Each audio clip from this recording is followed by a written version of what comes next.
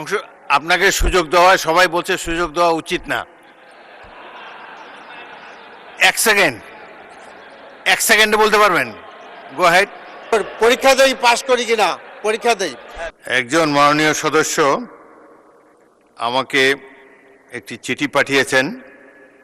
তিনি বলেছেন যে প্রতিদিনই এলাকার সমস্যা নিয়ে ৭১ বিতে প্রশ্ন করছি, সুযোগ পাচ্ছি না, এলাকায় আমার খুবই বদনাম হচ্ছে।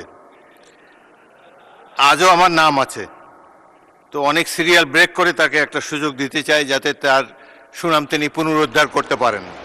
সাইফুল আলম, ঢাকা 12।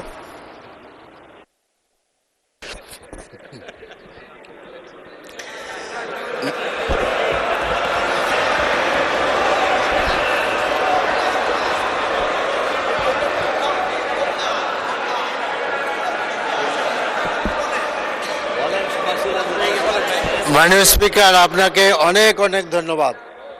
একই সাথে আমার এই সংসদের সকল সদস্যকে ধন্যবাদ জানাচ্ছি, তারা খুশি হয়েছেন। তো মাননীয় স্পিকার, আমি আসলে 3টি সমস্যার কথা বলেছিলাম। আমি জানি যে ঢাকা শহরে যারা বাস করেন এই চারটা সমস্যা, আমি সংক্ষেপে হেডিং বলবো, সবাই বুঝতে পারবেন। একটা হলো জলবদ্ধতা। ঢাকা শহরের সমস্ত ন্যাচারাল ক্যানেলগুলোকে বন্ধ করে দেওয়া হয়েছে, যার ফলে আমার ঢাকা 12 এলাকা সহ বিভিন্ন এলাকায় জলবদ্ধতা। সামনে বর্ষা আসছে, জায়গায় জায়গায় হাঁটু পানি।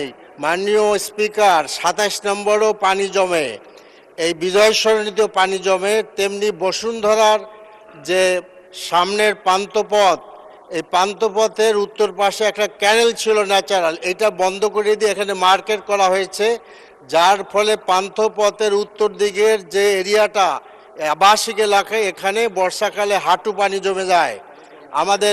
আমাদের আরও এলাকায় আমি এই জলবদ্ধতা দূর করার জন্য বিশেষ ব্যবস্থা নেওয়ার জন্য অনুরোধ জানাচ্ছি। দ্বিতীয় কথা হল বিশুদ্ধ পানি।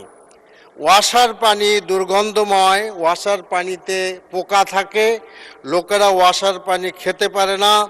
এ ব্যাপারে মাননীয় মন্ত্রীকে আমি বিশেষ ব্যবস্থা নেওয়ার জন্য অনুরোধ করছি।